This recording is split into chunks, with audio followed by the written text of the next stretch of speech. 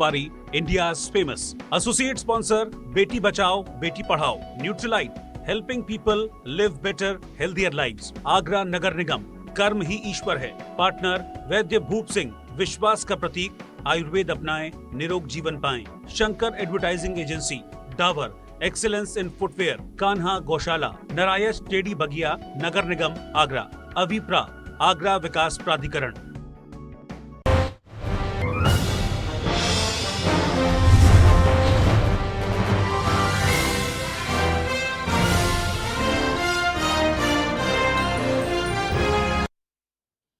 तो चलिए ब्रेक के बाद एक बार फिर से आप सभी का स्वागत है. अब जरा बात कर लेते हैं उद्योग के बारे में. उद्योगपति हमारे साथ यहाँ पर मौजूद हैं, उनसे चर्चा करते हैं उनके किस तरीके से उन्होंने अपने इंफ्रास्ट्रक्चर को डेवलप किया है और अपनी कंपनीज को डेवलप किया है. इन सभी चीज़ों को लेकर उनके शुरुआत से लेकर अब तक के सफ़र के बारे में जानेंगे. तो मंच पर मैं बुलाना चाहूँगी पूरन डाबर जी को, जो डाबर एक्सपोर्ट्स और प्रेजिडेंट है एफमैक के. बहुत स्वागत है सर. आप सभी लोगों से रिक्वेस्ट है कि जरा तालियों के साथ स्वागत करिए. और साथ ही इस बीच हमारे साथ रहेंगे डॉक्टर सुकेश यादव, जो चांसलर हैं जीएस यूनिवर्सिटी के. डॉक्टर सुकेश, आपसे भी रिक्वेस्ट करूंगी कि आप मंच की तरफ आइए. आप सभी से रिक्वेस्ट करूंगी कि प्लीज तालियों के साथ स्वागत करिए मेहमानों का. सौरभ मेरे सहयोगी, आपसे रिक्वेस्ट करती हूँ आप मंच की तरफ आइए और इस सेशन को हम आगे बढ़ाएंगे. सौरभ को मैं भी ज्वाइन करूंगी. अब बात करेंगे हम उद्योगपतियों से, उनके सफर के बारे में भी जानेंगे.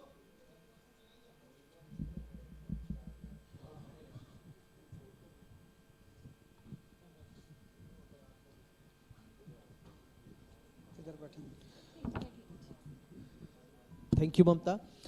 Doctor Sukesh ji Yadav, chancellor JS university, sir बहुत बहुत स्वागत है.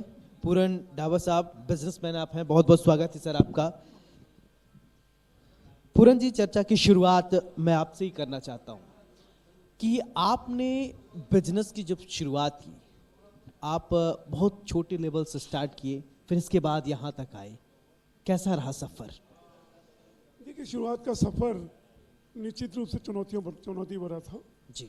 और परिवार पार्टीशन के बाद में माइग्रेट हुआ था पंजाब से, जो अब पाकिस्तान में है. जी. परिवार यहाँ एक मलपुरा का कैंप, रिफ्यूजी कैंप लगा था, उसमें रुका. निश्चित रूप से बड़ी चुनौतियाँ थी अपने आप को एस्टेब्लिश करने की. और शुरुआती में बहुत सारे ऐसे काम, कपड़े की दुकान से लेकर के टेलरिंग का और टेलरिंग के दूध डेयरी चलाने का, और बाद में 1962-63 के आसपास एक कोयले के व्यवसाय में भी जी मौका मिला. और उसके बाद में परिवार की जिस तरह से रहती है कि बच्चे अच्छे पढ़े लिखे, ये एक भावना उनकी थी कि किसी तरह से हमारी शिक्षा में कोई कमी न रहे. जी. और शिक्षा में उन्होंने स्कूल में हमको कभी गरीब महसूस भी नहीं होने दिया. और एक यहाँ आगरा कॉलेज 7 साल लगातार पढ़ने का मौका मिला. वहाँ से बीएससी किया, एमए इकोनॉमिक्स किया, फिर लॉ किया. जिस तरह से आमतौर पर रहती है परिवार की कि एक सरकारी नौकरी बच्चे को मिल जाए जी. तो मैं बाय डिफ़ॉल्ट बिजनेसमैन हूँ, डिफ़ॉल्ट इंडस्ट्री में आया हूँ. कि परिवार की इच्छा सरकारी नौकरी की थी और स्टेट बैंक के प्रोबेशनरी ऑफिसर का उस समय हमने एग्ज़ाम क्वालिफाई किया. और इंटरव्यू था हमारा पार्लियामेंट स्ट्रीट ब्रांच दिल्ली में, और उसमें इंटरव्यू में सफलता नहीं मिली. जी. उसके बाद में फिर दूसरी एक bank, new bank of India थी. उसमें बाय चांस जो वहाँ मैनेजर थे, हमारे बहुत अच्छे मित्र थे, उनकी वाइफ के चाचा उसके चेयरमैन थे बैंक के. उनका था कि भाई चलिए, हमारी बैंक का अगर रिटर्न आप क्वालिफाई कर लेते हैं, रिटर्न एजेंसी लेती है, रिटर्न में कोई हेल्प नहीं होती, लेकिन अगर रिटर्न क्वालिफाई कर लेते हैं चाचा चेयरमैन ने, कोई दिक्कत नहीं जी. आप बैंक में हो ही जाएंगे. उसका भी रिटर्न क्वालिफाई किया. लखनऊ में इंटरव्यू था जी. लखनऊ इंटरव्यू गए.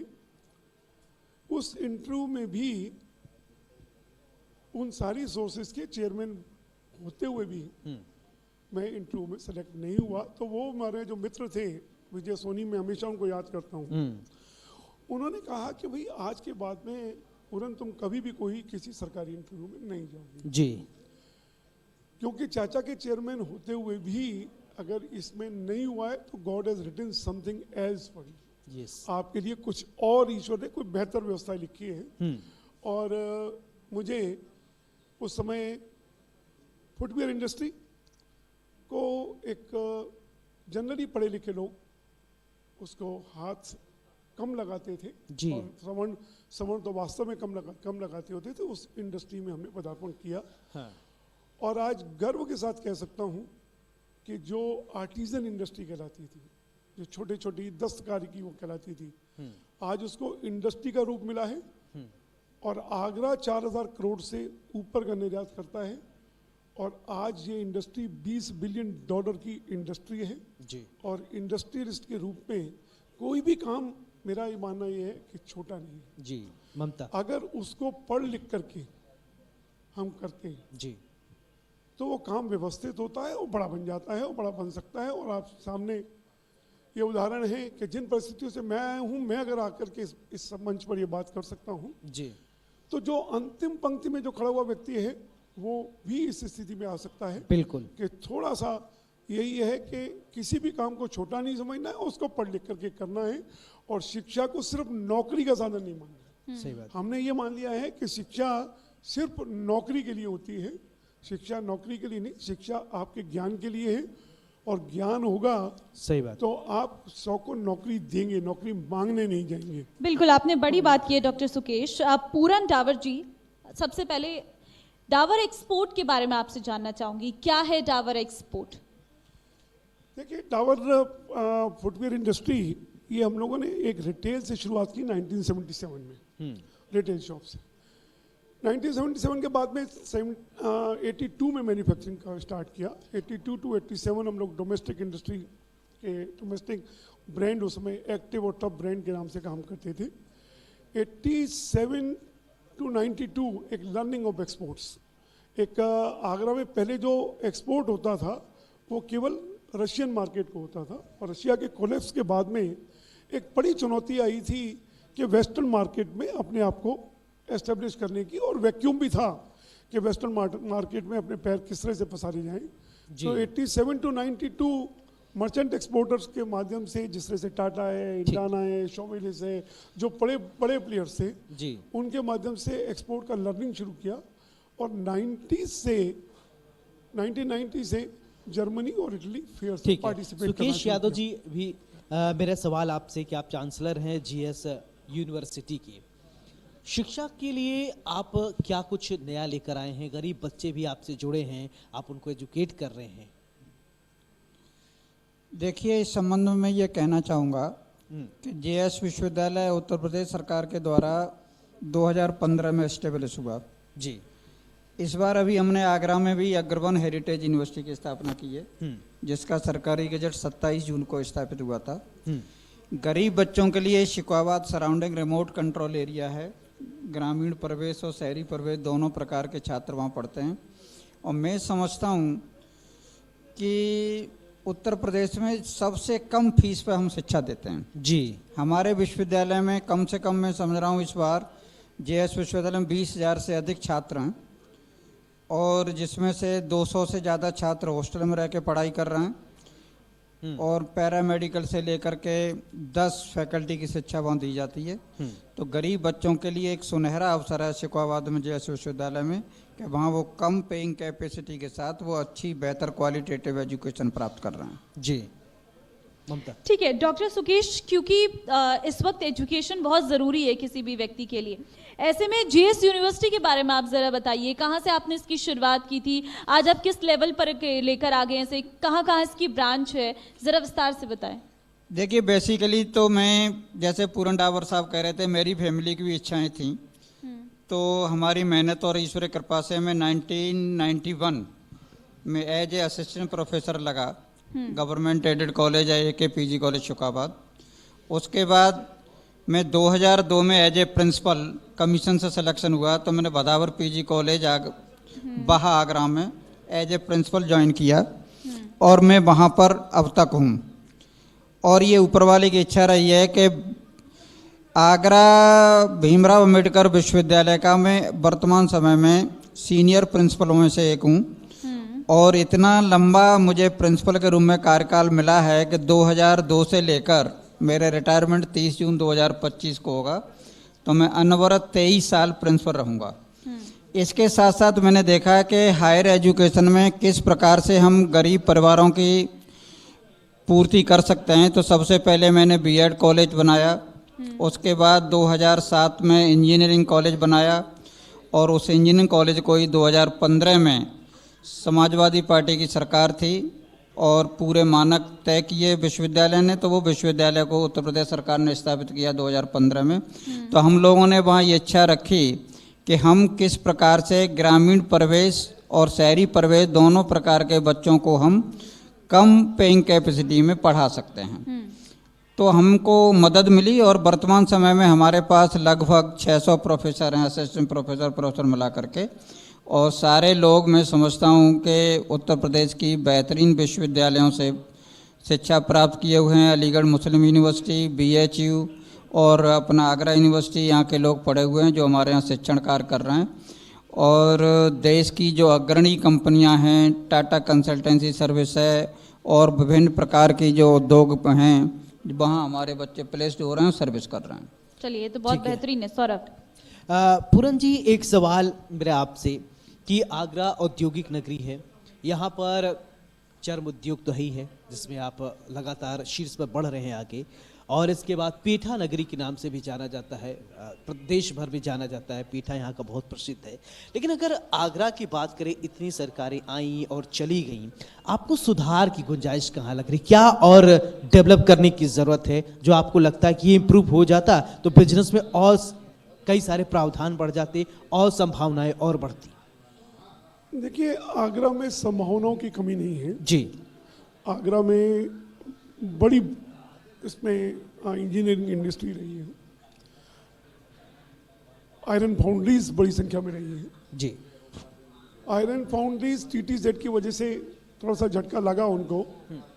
उसके अलावा आगरा में जूता उद्योग के अलावा, पेठा के उद्योग के अलावा जी, अभी स्वच्छता का समय चल रहा है। 400 से ऊपर यूनिट यहाँ हैं और बताया जाता है कि एक बहुत बड़ा शेयर जी, जो सब स्वच्छता के जितने इक्विपमेंट है कि हर तरह के ब्रश से लेकर के, झाड़ू से लेकर के इंडस्ट्रियल क्लीनिंग ब्रशेस तक जी, वो भी आगरा में बड़ी मात्रा में बनते हैं। प्लास्टिक इंडस्ट्री भी आगरा में बड़ी इसमें है। जो सरकार ने प्रयास लगातार किए, आगरा को इंडस्ट्रियल एरियाज पहले नुनियाई दिया, फिर फाउंडी नगर दिया, फिर सिकंदरा इंडस्ट्रियल एरिया दिया, फिर उसके बाद में एक एक्सपोर्ट प्रमोशन पार्क भी आगरा को मिला। आगरा के जूता उद्योग के लिए एक लेदर पार्क की और एक बड़े फतेहपुर सीकरी रोड पर बनाया गया है जी। वो लगभग 15 साल से अटका पड़ा है। ये छोटी छोटी चीज़ें, उसमें कुछ बताया जाता है कि कुछ 10, 12, 15 पेड़ हैं। मुझे बड़ी विडंबना लगती है कि देश में कुछ पेड़ हटने हैं जी, कटने हैं, इंडस्ट्रियलाइजेशन होना है, उसके लिए सुप्रीम कोर्ट में जाना पड़ेगा जी। ऐसी एक व्यवस्था सरकार क्यों नहीं बना सकती कि अगर कोई पेड़ कटना है तो उसकी जगह कितने नए पेड़ लगाए जाएंगे। इंडस्ट्रियल एरिया जब निश्चित रूप से बनेगा तो उसमें सड़कों का जाल भी रहेगा, सड़कों का जाल भी रहेगा तो उसमें संभावना है पेड़ लगाने की, उन सड़कों के किनारे काफ़ी रहती है जी। ये छोटी छोटी चीज़ें जो रुकावट खड़ा करती हैं या पर्यावरण के नाम पर जो पर्यावरण इवन सुधारने के लिए जो भी काम किए जाते हैं जी, वो भी अटका दिए जाते हैं। वो कहीं ना कहीं ऐसी जो मूल व्यवस्थाएं हैं जी। सरकार को वो कहीं ना कहीं ठीक करनी होंगी। एक और जो बड़ी व्यवस्था है जो परेशानी देखने में आती है कि इंडस्ट्री जल्दी नहीं लग पाती। इंडस्ट्री के लिए आगरा डेवलपमेंट अथॉरिटी के अगर एरिया में है तो लगभग 2200 से 2500 रुपये स्क्वायर मीटर का डेवलपमेंट चार्ज रहता है। उसके बावजूद भी उस एरिया का जोनल प्लान न डेवलप हो पाता है, ना मास्टर प्लान डेवलप हो पाता है। पूरा 20 साल निकल जाते हैं और एक इंडस्ट्री का प्लान अगर डाला जाए तो उसमें 13 NOCs लेने होते हैं जी, जो कम से कम 1 से 1.5 साल NOCs में लग जाता है। तो ये छोटी छोटी चीज़ों को, लैंड पूलिंग पॉलिसीज़ को, जिससे जोनल प्लान्स जो हैं समय पर कार्यान्वित हो सके, और ये खासतौर से प्लान अप्रूवल की बात है। प्लान तो कभी गलत बनता नहीं जी। और प्लान आर्किटेक्ट बनाता है, आर्किटेक्ट अपनी डिग्री भी उसमें लगाता है।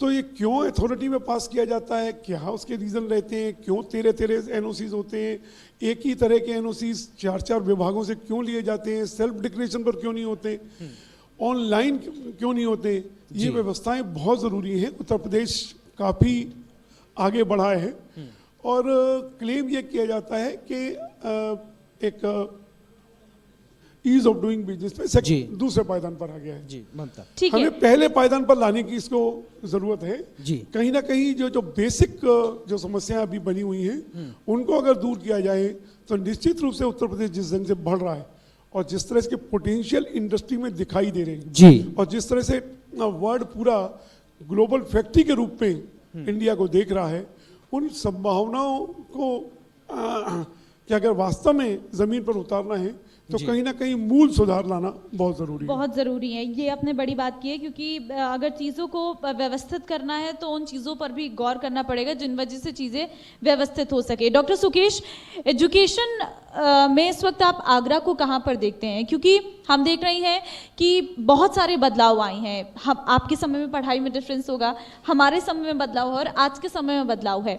ये बदलाव को आप कैसे देखते हो और क्या इसमें और एड ऑन होना चाहिए कि ये और अच्छे तरीके से बच्चे एजुकेशन ले सकें? क्योंकि अभी हम जिक्र भी कर रहे थे कोटा में जो सुसाइड के मामले निकल कर सामने, एक प्रेशराइजेशन वाला माहौल, बच्चों में कंपटीशन बहुत ज़्यादा बढ़ गया है। और प्लस एक और चीज़ है कि अभी हमारे पास बहुत सारी ऐसी जॉब अपॉर्चुनिटीज़ हैं। हम सिर्फ डॉक्टर टीचर बनकर नहीं बल्कि हम एक डिज़ाइनर बनकर भी रह सकते हैं और हम एक कैमरे में भी अपना फ्यूचर डेवलप कर सकते हैं।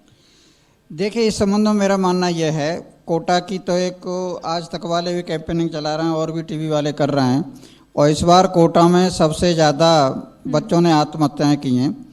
इस संबंध में मेरा मानना ये था कि जो मैं हालांकि उसकी बुराई नहीं कर रहा, जो कोचिंग इंस्टीट्यूट हैं इसमें आपको ध्यान हो, कपिल सिब्बल साहब ने जब सरकार थी कांग्रेस की तो उन्होंने थोड़ा सा काम किया था।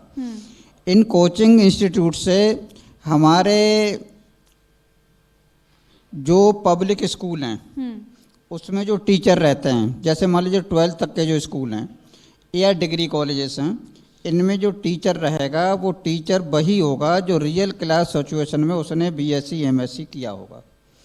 हमारे समाज से 10 लाख से अधिक बच्चे कोटा में जाते हैं, सिलेक्शन में 5,000-7,000 बच्चों का होता है, और जो बच्चे 10 लाख से ज़्यादा कोटा में जाते हैं वो बच्चे रियल क्लास सिचुएशन में न पढ़ने के कारण वो किसी भी सर्विस के लायक नहीं रहते, वो बेकार हो जाते हैं।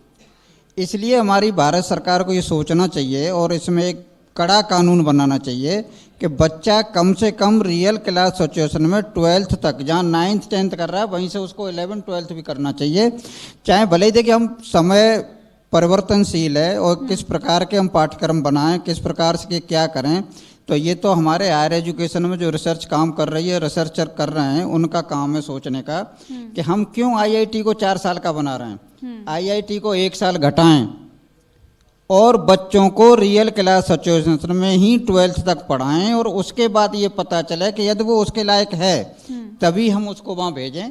इस प्रकार का जिले लेवल पर या मंडल लेवल पर इस प्रकार का एक स्क्रीनिंग टेस्ट हो, उस स्क्रीनिंग टेस्ट को जो पास करे वही बच्चा कोटा, सीकर, दिल्ली, कानपुर, लखनऊ जाए, अन्य बच्चों को वहाँ पर ना भेजा जाए। तो निश्चित रूप से जो कैपेबल बच्चे हैं वही जाएंगे, और जो कैपेबल बच्चे नहीं हैं तो वो अपना रियल क्लास सिचुएशन में आगे पढ़ें, तो वो टीचर बने, अन्य रोजगार में जाएं। अभी आप बात कर रहे थे पूरन डावर साहब कि ज्ञान या शिक्षा या कौशल इस बात का प्रतीक नहीं है कि वो सरकारी नौकरी में लगे। आपने देखा होगा, एक हमारे अर्थशास्त्री हुए थे अमर्त्य सेन, वो तो ये कहते थे कि हायर एजुकेशन तो बहुत बड़ी बात है, जिस अनुपात में बच्चे साक्षर होते जाते हैं, हमारी सोसाइटी साक्षर होती जाती है, उसी परसेंटेज में हमारे देश से गरीबी दूर भाग रही है जी। तो बहुत ज़्यादा पढ़ा लिखा, बहुत ज़्यादा ये होना, कोटा भेजना और कोटा के बाद बच्चों को हतोत्साहित होना, टेस्ट में पास नहीं कर पा रहे, नंबर कम ला रहे हैं, घर का दबाव है, तो वो सोसाइटी की ओर चला जाता है। यदि हम पहले ही ऐसे बच्चों को कोटा भेजें या उनको परमिशन दें कंपटीशन की तैयारी करने के लिए, तो ये नौबत आएगी नहीं। और दूसरी 2 चीज़ें होंगी, मैं एक दिल्ली पब्लिक स्कूल भी 2 चला रहा हूँ।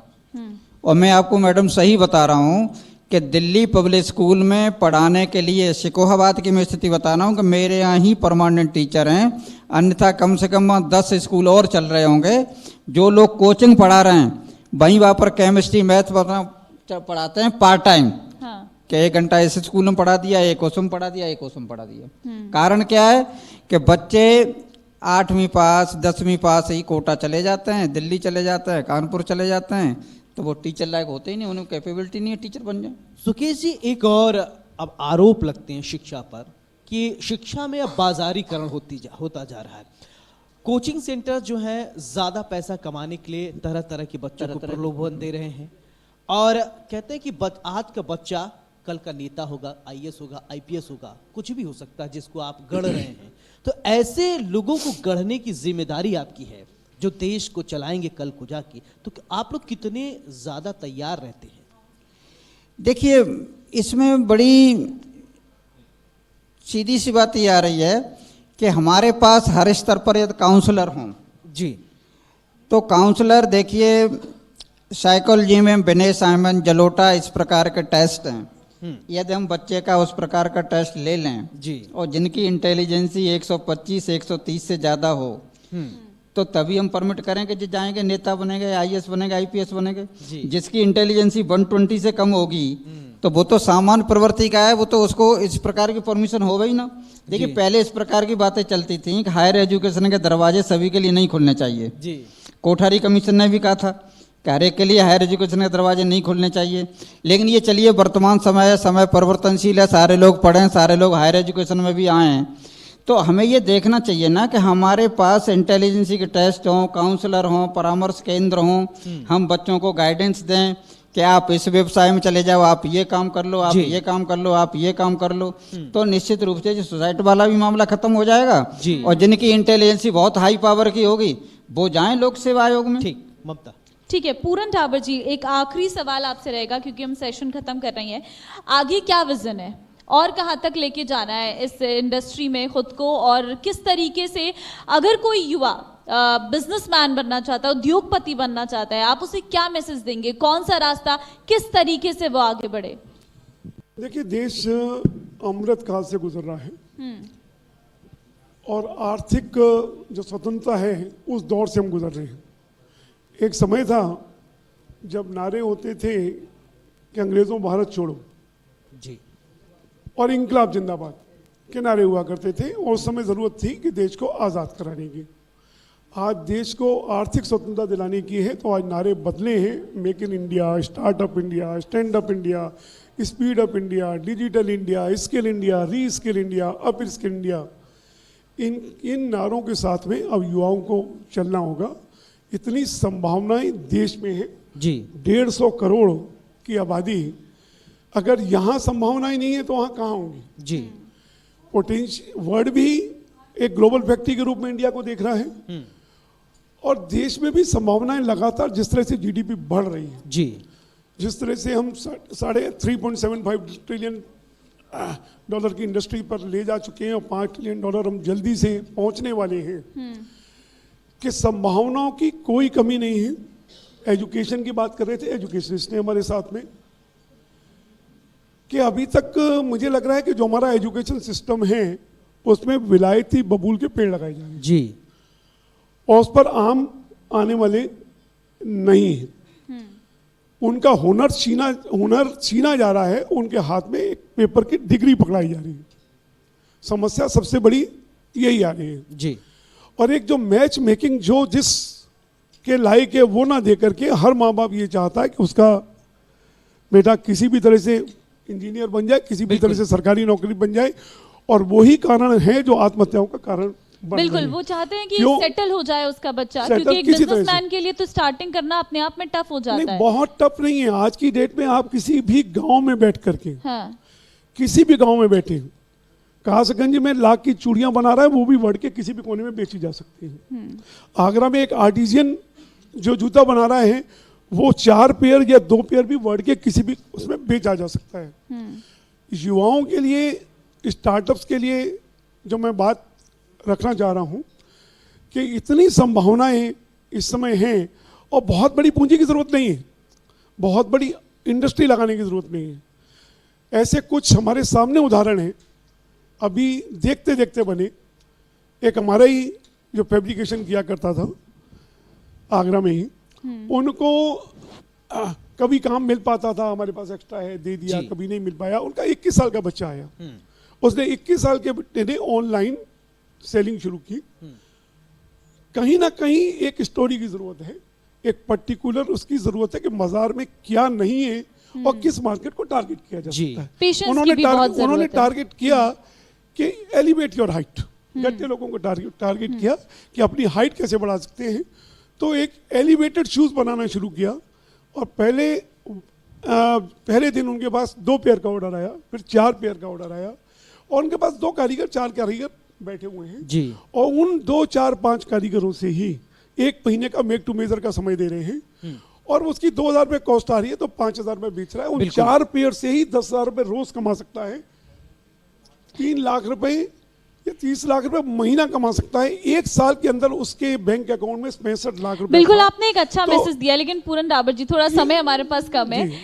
बहुत अच्छा एग्जाम्पल आपने दिया है कि अगर पेशेंस और जुनून हो तो एक छोटा सा बिजनेस भी कब बड़ा रूप ले लेगा, कब बड़ा आकार ले लेगा, ये समझ नहीं आता। लेकिन हाँ, एक छोटी सी शुरुआत जरूर करनी चाहिए। छोटे से शुरुआत करें। मैं कहता हूं, मैं 200 करोड़ रुपए का टर्नओवर करने के बाद भी 200 करोड़ की उसकी वैल्यूएशन है या नहीं, मुझे अगर आज वाइंड अप करना हो, लेकिन उसकी 120 करोड़ की वैल्यूएशन है जिसने 3 साल पहले ये काम शुरू किया। सिर्फ मार्केट में ये देखना है बिल्कुल। कि कोई किस चीज की अवेलेबिलिटी कम है। जैसे मार्केट में जाएंगे तो आमतौर पर आपको 10 बिल्कुल, साइज मिलेगा, इसी को 11 कहते साइज हैं जहां चाह वहां वहां राह। राह। सुकेश जी बहुत बहुत शुक्रिया आपका, पूरन जी आपका भी बहुत बहुत शुक्रिया। धन्यवाद। तो आज हमने बात किया हर एक क्षेत्र में, हर एक विषय पर। अभी आपको हमने सुनवाया किस तरीके से बिजनेस में आप आगे बढ़ सकते हैं। एक्सपर्ट भी रहे हैं हमारे साथ, बिजनेस से जुड़े हुए जमीनी स्तर से उठकर आए हैं और हर एक पहलू को आपको बताया। इंडिया न्यूज पर खबरों का सिलसिला लगातार जारी है।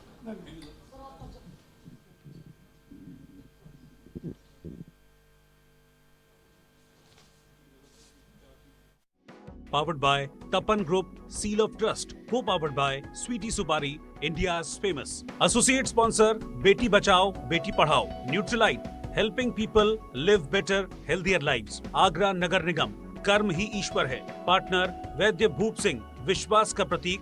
आयुर्वेद अपनाएं, निरोग जीवन पाएं. Shankar advertising agency, Dabur, excellence in footwear. Kanha गौशाला, नारायण टेडी बगिया, नगर निगम आगरा. अविप्रा, आगरा विकास प्राधिकरण.